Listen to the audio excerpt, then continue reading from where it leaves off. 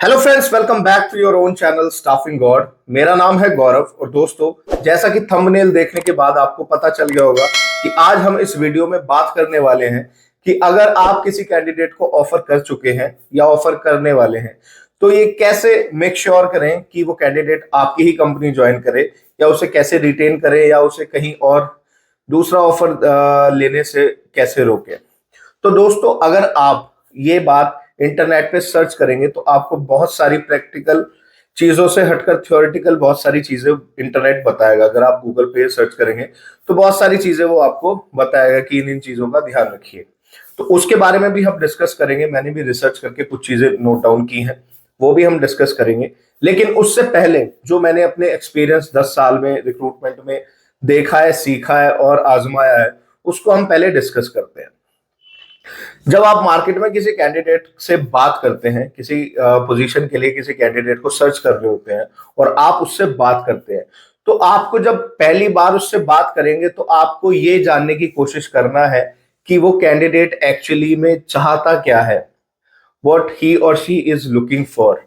वो अपनी जॉब क्यों चेंज करना चाहता है।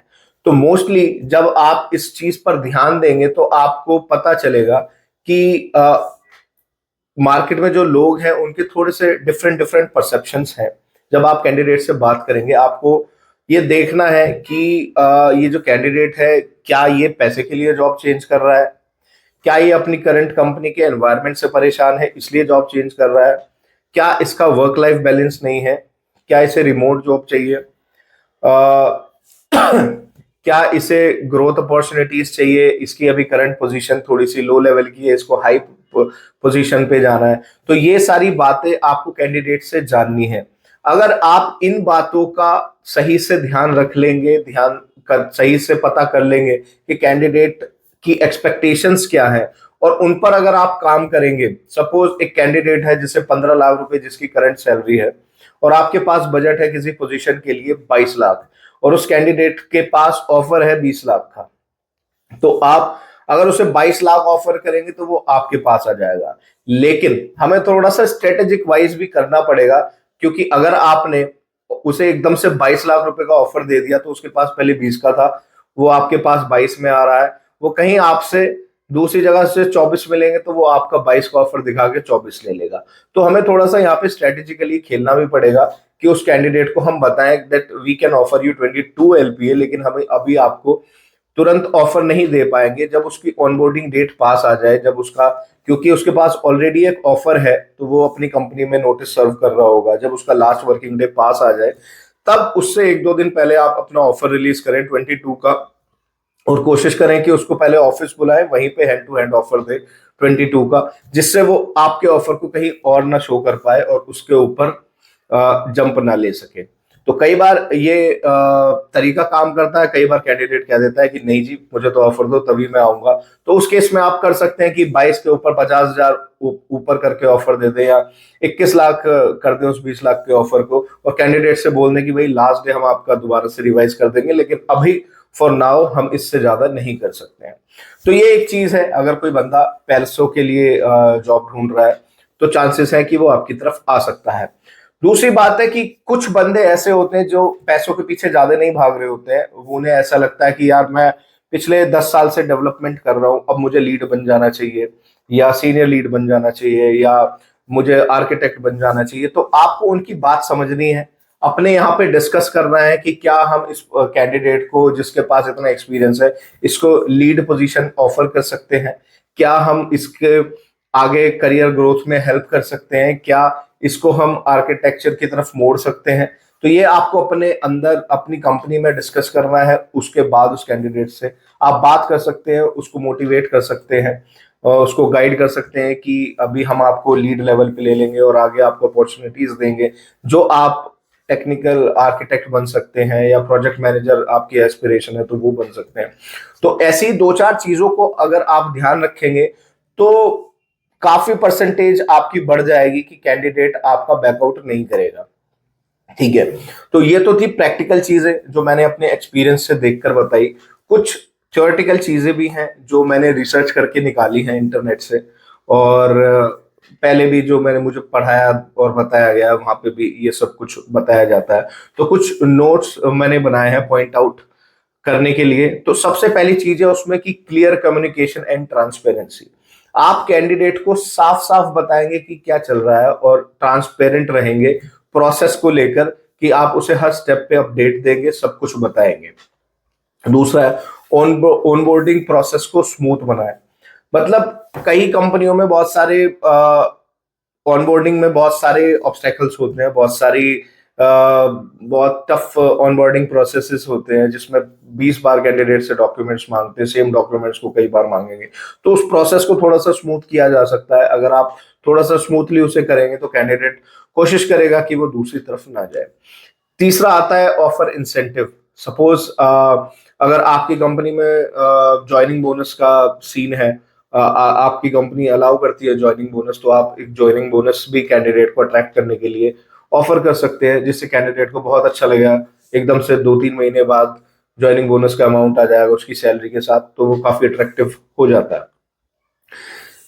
अगला यह है कि अगर कैंडिडेट को कोई कंसर्न है तो उसे प्रॉपरली एड्रेस करें, उसकी बात को समझें क्या समस्या है और उसे प्रॉपर बताएं कि भाई इस समस्या का ये सॉल्यूशन है। तीसरा है career development and growth opportunities. उसको आप बताएं कि आपकी कंपनी में कैसे वो अपने करियर को ग्रो कर सकता है और क्या क्या दूसरी अपॉर्चुनिटीज हैं। तीसरा है कि उसकी जो उसको मोटिवेट करे, उसकी मोटिवेशन को समझे, जो मैंने पहले बताया आपको सबसे पहले टॉपिक में, कि वो एक्चुअली में क्या चाहता है उसको समझें और उसके अकॉर्डिंगली उससे बात करें।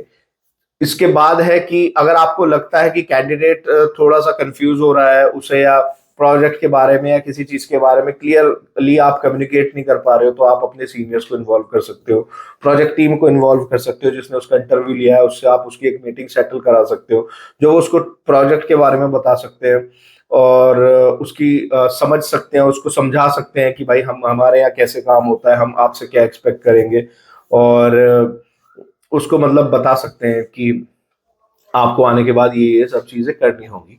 और जो सबसे लास्ट है, ये मेरा भी एक्सपीरियंस है, कि आप उससे थोड़े से पर्सनलाइज्ड वे में बात करेंगे। जब आप कैंडिडेट से दो चार बार बात कर लेते हैं तो उससे आप थोड़े से पर्सनलाइज हो सकते हैं। अगर आपका कैंडिडेट नॉर्थ इंडिया साइड का है तो मैं आपको बोलूंगा कि आप उससे थोड़ा सा हिंदी की तरफ आए, हिंदी में बात करें। अगर आपका कैंडिडेट साउथ इंडिया का है तो डेफिनेटली आपको इंग्लिश में बात करनी पड़ेगी, हिंदी दे डोंट लाइक, ना ही उनकी इतनी समझ में भी नहीं आती है। लेकिन अगर नॉर्थ का कैंडिडेट है तो आप उससे हिंदी में बात करेंगे तो उसे थोड़ा सा ज्यादा पर्सनलाइज लगता है और वो आपसे अपनी बातें शेयर भी कर पाता है ठीक से और बता भी पाएगा आपको।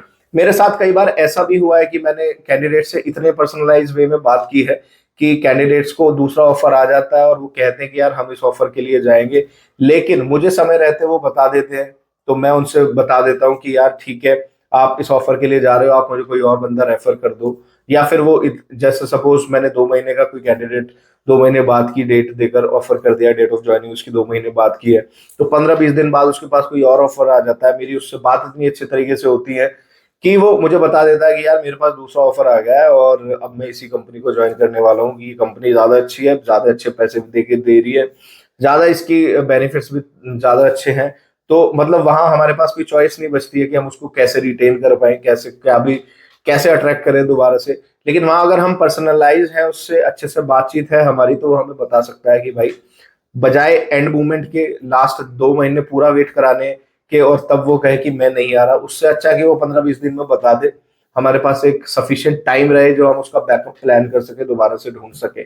तो ये पर्सनलाइज्ड वे में आप उससे बात करेंगे तो और अच्छा रहेगा, और आपकी जो लास्ट मोमेंट पे जो इश्यूज आपको फेस करने होंगे, जो इश्यूज फेस करने पड़ते हैं, उनसे आप काफी ओवरकम कर जाओगे, बच सकते हो। तो ये कुछ टॉपिक्स हैं, कुछ पॉइंट्स हैं जो अगर आप ध्यान रखोगे तो अपने कैंडिडेट्स को बैकआउट होने से पहले आप बचा सकते हो।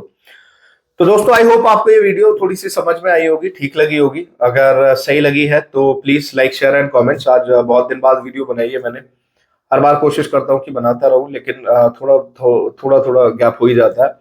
तो कोई बात नहीं, दोबारा से ट्राई करूंगा। कुछ और टॉपिक पे आप वीडियो बनवाना चाहते हैं तो वो कमेंट सेक्शन में जरूर डालें, और मैं मिलता हूं आपसे नेक्स्ट वीडियो में।